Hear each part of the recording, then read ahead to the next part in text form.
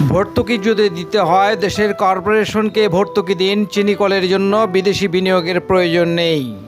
দিনাজপুরের বোচাগঞ্জে জোনায়েদ সাকি।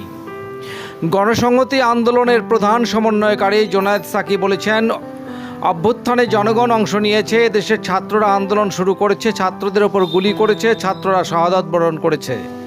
আন্দোলনে কৃষক, শ্রমিক, আমাদের দেশের সকল অভিভাবক, নানা পেশার মানুষ, নারী, পুরুষ, হিন্দু, মুসলমান, বাঙালি, চাকমা সমস্ত মানুষ নেমেছে। অভ্যুত্থানের যে আকাঙ্ক্ষা সেটা হচ্ছে সবার আগে জনস্বার্থে, জনগণের স্বার্থে। এই দেশ বাংলাদেশের জনগণের।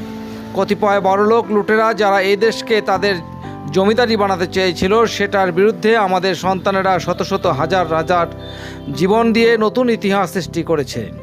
তারা বাংলাদেশ পুনর্গঠন করে নতুন যাত্রা শুরু করতে চায়। সেই যাত্রায় আমাদের সকলকে সামিল হওয়া দরকার। সেতাবগঞ্জ চিনিকলটি পাবলিকীকরণের নামে যার হাতে দেয়া হয়েছিল, সেই এস আলম বাংলাদেশকে খেয়ে ফেলেছে, ফোকলা করে দিয়েছে। গুম খুন করে জবরদস্তি ক্ষমতা রাখা, এই সব কিছুর উদ্দেশ্য ছিল ক্ষমতা ব্যবহার করে লুটে পুটে খাওয়া ও বিদেশে পাচার করা। জোনায়েদ সাকি বর্তমানে সরকারকে জন আকাঙ্ক্ষা পূরণের আহ্বান জানিয়ে বলেন, চিনি শিল্পে যদি লোকসান হয়, সেই লোকসানে ভর্তুকি বিদেশি কোম্পানিকে না দিয়ে দেশের কর্পোরেশনকে ভর্তুকি দিন। চিনিকল এমন কোনো মস্ত কল না যে তার জন্য বিদেশি বিনিয়োগের প্রয়োজন হবে।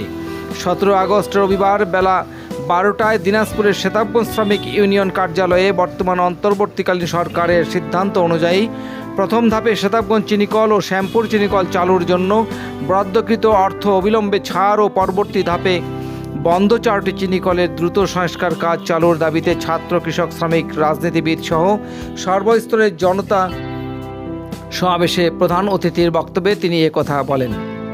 সেতাবগঞ্জ চিনিকল পুনরায় চালনা আন্দোলন পরিষদের আহ্বায়ক বদরুদ্দোজা বাপন এর সভাপতিত্বে সমাবেশে বিশেষ অতিথি হিসেবে বক্তব্য দেন যথাক্রমে দিনাজপুর 2 বিরল বোচাগঞ্জ আসন হতে বিএনপির এমপি মনোনয়ন প্রত্যাশী আলহাজ সাদিক রিয়াজ চৌধুরী পিনাক,